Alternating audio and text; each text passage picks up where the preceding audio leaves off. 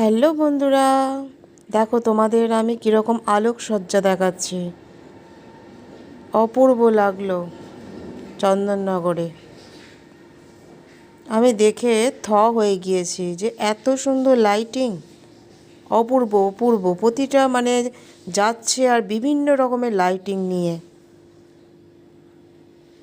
চোখ বন্ধ করাও যাচ্ছে না, চোখ ফেরানো যাচ্ছে না, এত সুন্দর যে তোমাদেরও খুব ভালো লাগবে। পরপর চলে যাচ্ছে আলোকসজ্জা, দেখে মনে হচ্ছে চারিপাশে ঝলমল ঝলমল করছে লাইটিংয়ে।